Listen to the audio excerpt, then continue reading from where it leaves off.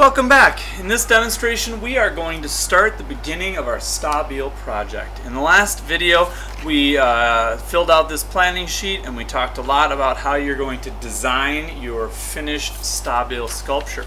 On the back you should have completed your homework and designed your 9-inch square for your main piece, your 9-inch square for your smaller pieces, and your stabilizing piece, and then drawn some kind of a sketch or a picture showing what you want your final design to look like. Okay, to show you my final project, it's not quite finished yet, but you'll get the basic idea. Here it is sitting behind me, and this is my main piece here that spins around the the Stabile, and here's the base piece that we'll talk about today. In a separate video I'll discuss a different base that looks like this. It's got like this T or X kind of position, which works okay, but I tend to like this kind of configuration better. So to get started with what we're going to work on today, let me just pull this Stabile over here. This is my base, and you'll see that it's made of two pieces. It's made of the main body shape and a stabilizing piece. This main body shape has been cut out of a 9 by 9 inch piece of cardboard, and the stabilizing piece has been cut out of a 9 by 6 cardboard piece. And these two, once this is folded and this one slotted inside of it like that, it forms the triangulated base and then has this crossbar holding the triangulated base in place. Alright, so it's important that you have both of those pieces and that they rest on the surface of the table or floor or whatever nicely and evenly. Alright, so getting started, you're going to need these following supplies. You're going to have the 9-inch piece of cardboard for your base, the 9-inch piece of cardboard for your extra pieces, and the 6-inch by 9-inch piece for your stabilizing piece. You'll also need a folder. In class we'll make these folders up for us today where you can keep your leftover pieces and any pieces that you haven't used. You're also going to need a razor blade for cutting, and you're going to need a scrap piece of cardboard for cutting on. So I'm just going to take this scrap piece, it doesn't matter what size it is as long as it's big enough, and write my name on it, Mr. Lundgren. You write your name on it, you write your section, like 5A or whatever, and put your teacher's homeroom there. Okay, then getting started. You're going to need your 9-inch by 9-inch piece of paper. Alright, we've passed out the paper that you're going to draw your designs on. Should look something like this, and you'll have these inside of your folder. You'll have two 9-inch pieces and the one 9 by 6 piece. I'm going to take these two and put them in my folder for later, and here's my 9-inch piece that I'm going to design on. Alright, having set down my other piece, this is the cardboard piece that I'm going to make the base look like. Here is my design that I traced out and cut the pieces away from. Alright, so these pieces are going to get cut out. If you want yours to be symmetrical like this version, great. If you want it to be asymmetrical like this version, you can choose to do that too. It's totally up to you. Alright, I'm going to choose to have mine symmetrical, just like I have on my other example. So I'm going to fold this piece of paper in half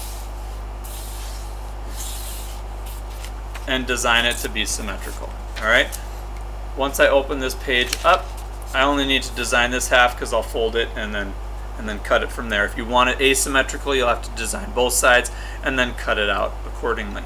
Okay, I'm going to start here by just making a curve, and then you want the apex here in the center because it will be the most stable, and then you have one solid piece of cardboard. Alright, I'm going to curve this out and around like that. Okay, now since mine's going to be symmetrical, I can just fold this and cut these two portions away. Again, if it was asymmetrical and I had a different design, let's say like this on that side, I'd have to cut both sides out separately. Okay, once you get that, your template designed, check it with me first to make sure that it's going to work. And if you've planned it out, and I've looked at your plan already, there shouldn't be a problem, but just make sure. Okay, I'm going to cut these two pieces out, put them in my folder, save them for later. And take this piece here and cut it out and save those pieces for later. This piece is actually quite interesting looking once you're done, and it'll create a little bit of unity to your final project if you reuse maybe some of it. So keep that in mind as you work, that you can also reuse these pieces as you're working through your project.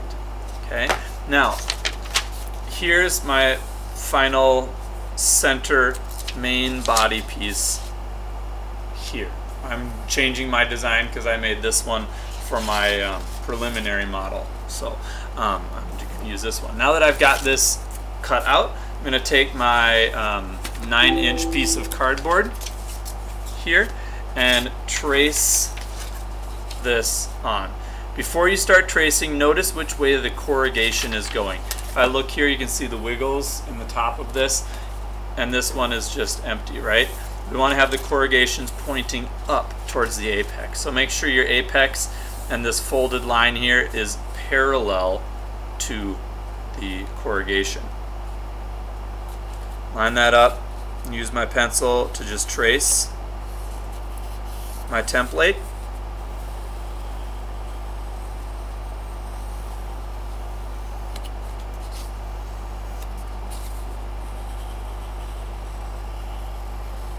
And then we'll end up cutting our tracing out.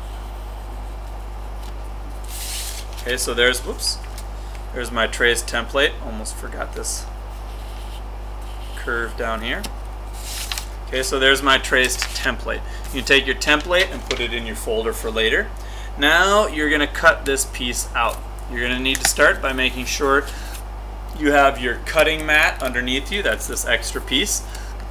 And that you have your safety razor. Depending on what we have in class, I'll give a brief demonstration of what you should and shouldn't do.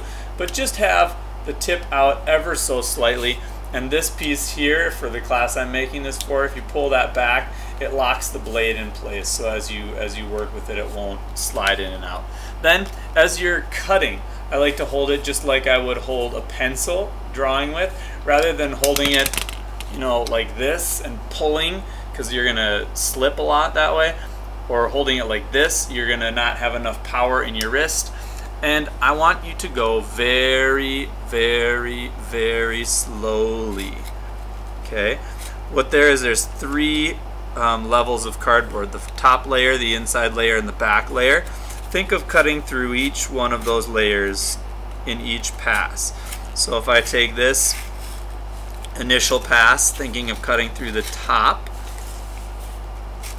of my cardboard, my next pass, and notice how I turn as I go, kind of make sure you keep yourself comfortable. My next pass, I'm cutting through the little wiggly corrugation on the inside. Go slow, pull gently, never pull too hard. Always keep your non-dominant hand out of the way. I would never want to like put my hand here and pull towards it. Keep it over on the side. Okay, there's my second pass. And my third pass should pierce the bottom layer of cardboard. If you want to make 5 or 6 passes and go extra slow, that's great. The slower and the more careful, the better. I've done quite a bit of this already, so I'm feeling quite confident with it. But when I started, I was very, very careful. Now if I flip this over, you'll see the little line on the back. Okay, and that line, there might be 1 or 2 just teeny places where the back of the cardboard is hanging on, and you can just kind of gently push through those and remove that piece. Okay, you should be able to remove it in one whole piece and put it into your folder. I'm going to do the other side, and I'm actually going to, since I'm right-handed, turn this around so it's on my right-hand side. Whatever you do, make sure that it is comfortable while you are cutting. Okay? Switch places with your neighbor if they're left-handed and you're right-handed and you keep bumping into each other. Alright? Or whatever. Just make sure that you're safe and careful. Go slow, careful.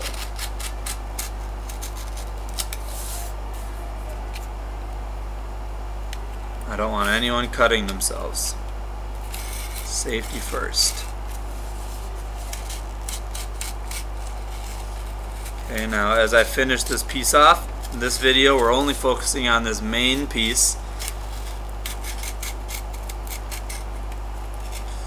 We'll do the other pieces in a different video. There's my 3 passes. Right here you can see it just hanging on in the back a little bit. If you have a little bit of the of tape on your cardboard, since this used to be a cardboard box, we'll just peel that off later. Okay?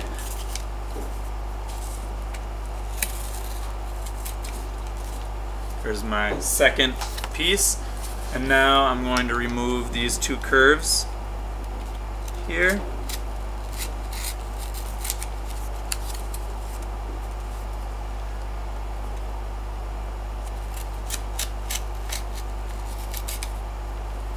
Again, go slow, take your time, make 3 passes.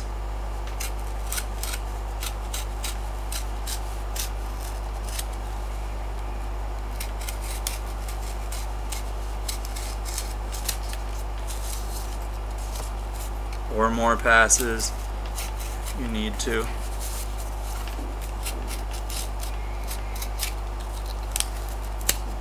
Okay, so there's my finished piece.